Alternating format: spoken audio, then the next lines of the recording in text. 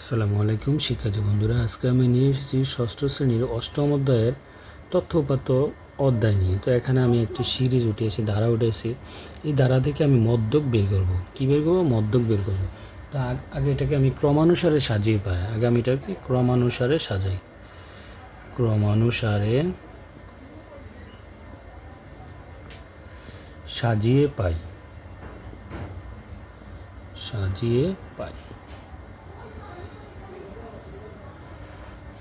তো আমি এখান থেকে আগে সবচেয়ে ছোটোকে 6, আমি আগে লিখব 6, তারপর হচ্ছে 7, তারপরে 8, তারপর হচ্ছে 9, তারপর হচ্ছে 10, তারপর হচ্ছে 12, এই যে 12, তারপর আমি লিখব এই যে 13, 14, 15, 13, 14, তারপর লিখব 15।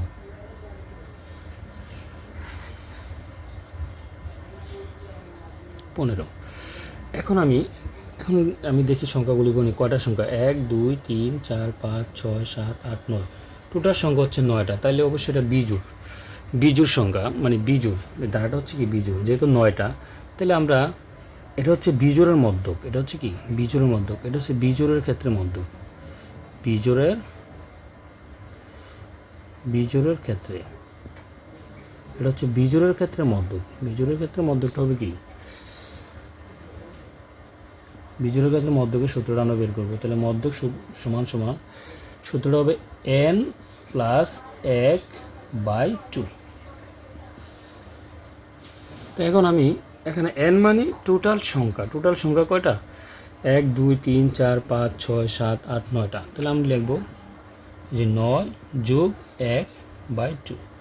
তো 9 একে 10/2। এখন আমি 10-এর 2 দ্বারা ভাগ করব।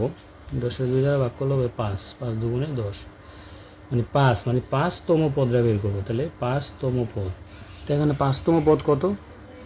1, 2, 3, 4, 5। তাহলে এই 5তম পদ এটা, মানে 5তম পদটা হচ্ছে 10। তাহলে আমি লিখতে পারি 10। তার মানে মধ্যক 10। শিক্ষার্থী বন্ধুরা, আশা করি বুঝতে পারছো। তারপর এভাবে বের করা যায়। এই যে ধারাটা, এটা এলোমেলো আছে, এটাকে আমরা প্রথমে সাজিয়ে লিখবো। এই যে ছোটো থেকে বড় সাজাইছি, সাজানোর পরে এই সূত্র অ্যাপ্লাই করে আমরা এই 5তম পদ 10 বের করছি। যেমন 1, 2, 3, 4, 5, 5তম পদটি 10। এখন এভাবে বের করা যায়। এখন আমি যদি এখানে 4টা নিই, এই যে এখানে 4টা বাদ দিই আর এখানে 4টা বাদ দিই, তাহলে মাঝে এটা থাকে, এটা। তার মানে 10 মধ্যক। এদিক দিয়ে 4টা বাদ দিলাম, ওই দিক দিয়ে 4টা বাদ দিলাম, তার মানে মাঝে যেটা থাকে এটাই মধ্যক।